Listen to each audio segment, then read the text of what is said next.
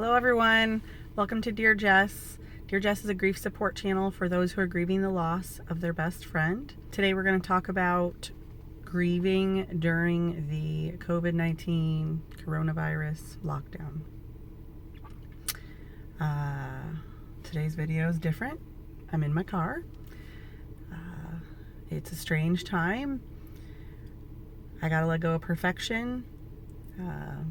Kind of speaks to today's topic, how different the world is and how sometimes you just have to do what you got to do. For me right now, I've got other people in my office doing meetings. I don't have my light, I don't have my audio, but I just got off a Zoom call that I did in my car.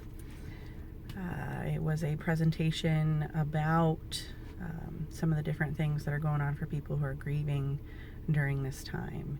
And I was sitting here about to go in, and I thought, I have a lot I want to say. This was tying in some of these things that the ladies were talking about in this conference were really tying into a thought I had just a couple of days ago, something I was discussing with my husband. So with that said, let's just get started.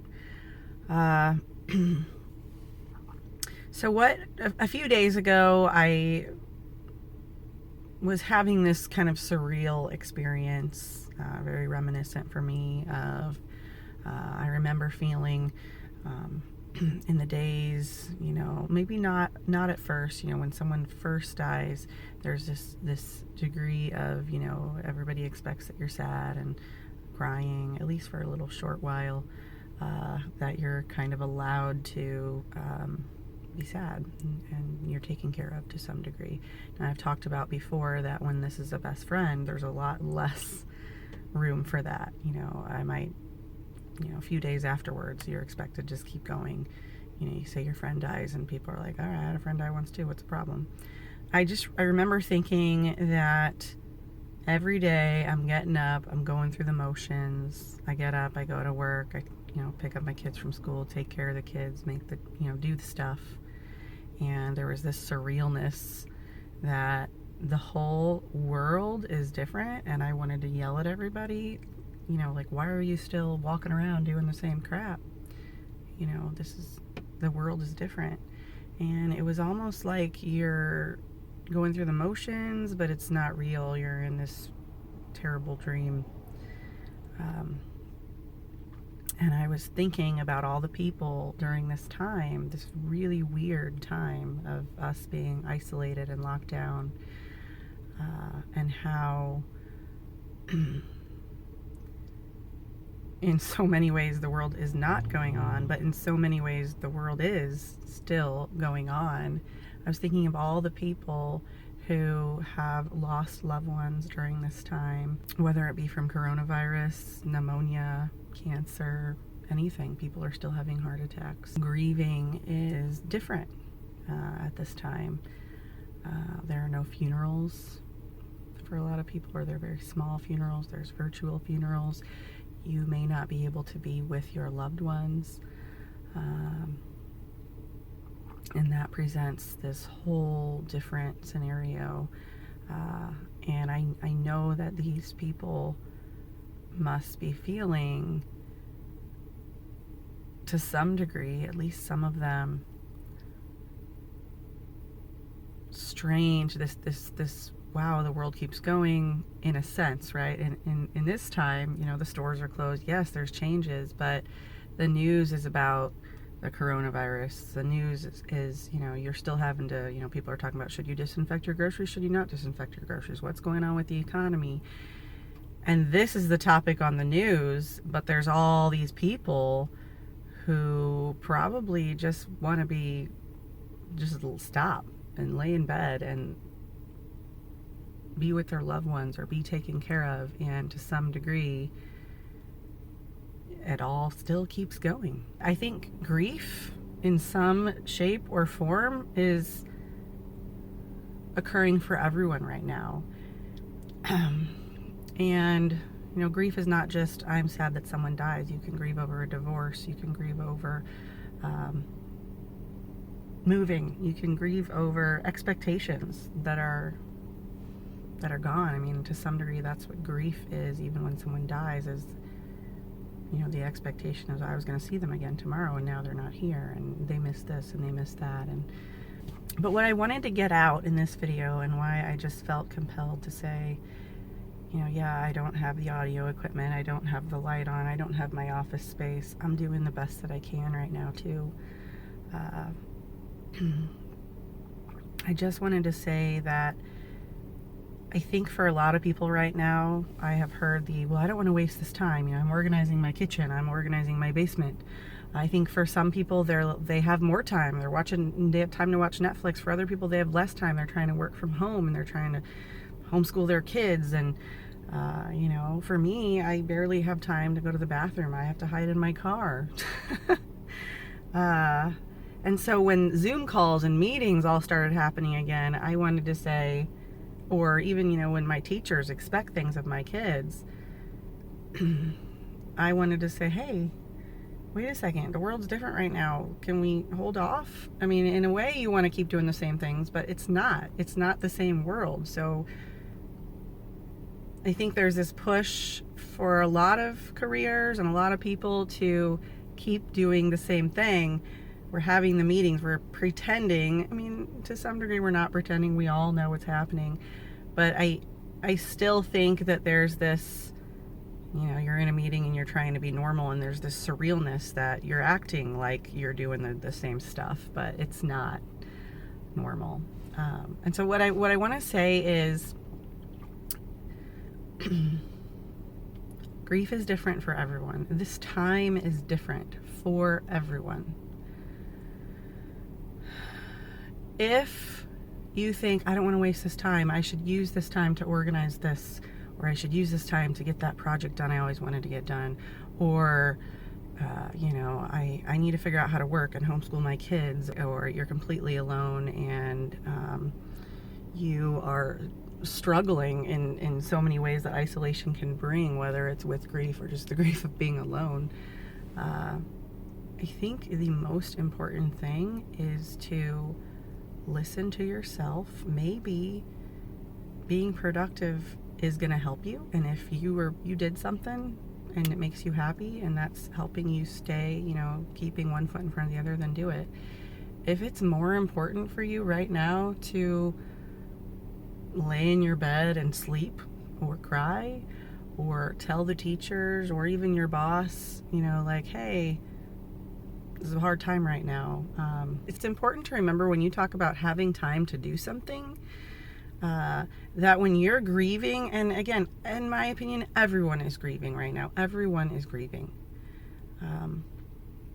You're grieving the uncertainty, even if you're grieving nothing else. Even if, for all intents and purposes, your life, you know, is the same. There's grief in the unknown for, I think, most people. And so that in and of itself, it doesn't matter if you've got 6 hours and you think, oh, I've got 6 hours. I've never had 6 straight hours. I'm going to do this. You know, I'm going to finally write that novel or whatever it is. It's not about the time. It's also about the energy and the brain power. And if 90% of your brain is thinking about the person that you loved that died, or what's going to happen tomorrow, even if you're not literally sitting there thinking about it, that's why concentration after grief, you know, we talk about the grieving process, is so hard. You're trying to go through the motions. You're thinking, I have the time. But do you have the mental capacity when, you know, you might be painting the picture, writing the book, but if all you want to do is lay down, just sometimes you got to lay down, and it's okay, because you might be more productive with 30 minutes when you are feeling better, or when things are normal again. So I just want to say, be easy on yourself. And if you're somebody that needs to talk to other people and a Zoom call helps you, go on a Zoom call. If you're somebody who hates Zoom calls and you need to see your friend, find a way. You know, I had a picnic in my front yard. It wasn't planned, but it was one of the best things I did. We didn't even think about it. I happened to be outside with my kids in the front yard with a blanket.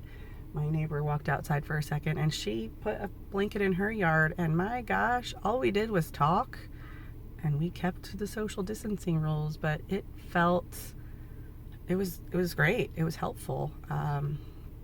Find ways that work for you. But what works for your neighbor, what works for your mom and your friend, and what works for one person, just like in grief, doesn't necessarily work for you. But be kind to yourself. My phone just died because it's too hot, but I'm continuing this video anyway, because talking to you guys, even though right now I have 2-3 subscribers, and I don't even know if anyone's listening to me, I am connecting. This works for me. Might not work for somebody else. There are online support groups.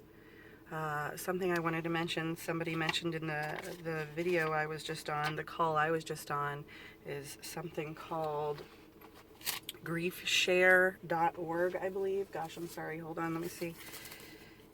Yes, griefshare.org. And that's people who will talk to you, will walk through. It's grief support. And that's one resource. I know, Google it, find resources if online support groups and resources work for you. For me, they didn't. You'd think that, why am I doing this? Isn't that what this is? To me, I needed some human connection, not in writing. I could get something from YouTube and other people telling their stories. I could get people from being with people. I could get things from being with people who would allow me to feel comfortable and vulnerable. But for me, going in a chat room, even though I know that helps some people, it wasn't what helped me, and that's okay. Right now, sitting in my car, baking, dealing with my phone dying, having the time to say, forget it, I'm not fixing my hair because I just need to do this for me, even if nobody watches this, is what's important for me.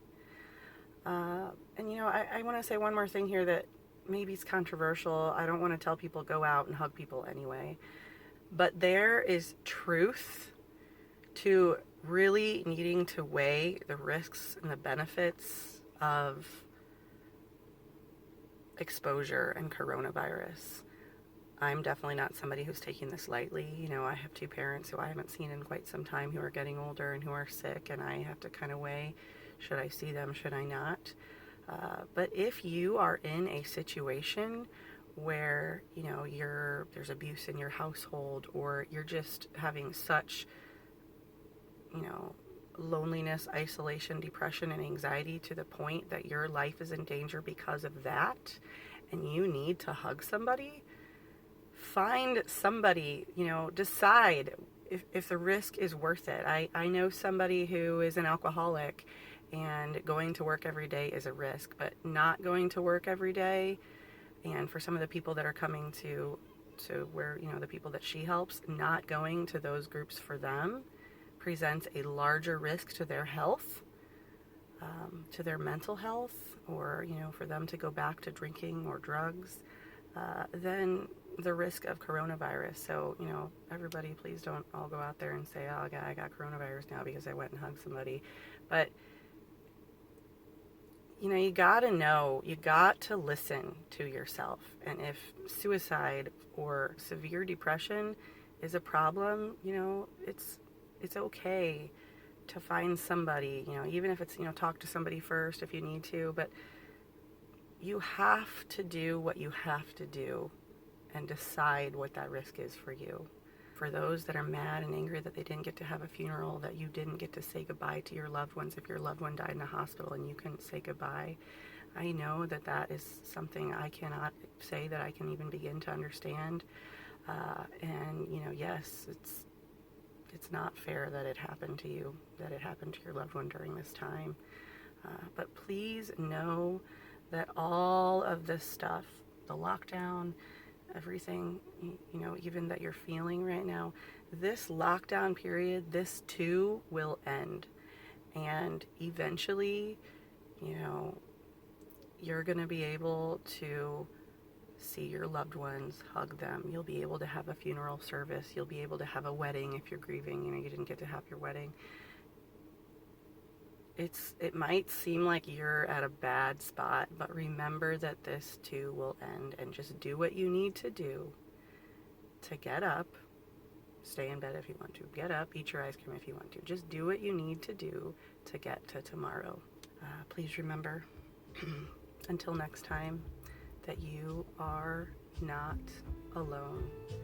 Your pain is real, and the person that you loved matters. Stay safe. I'll see you next time.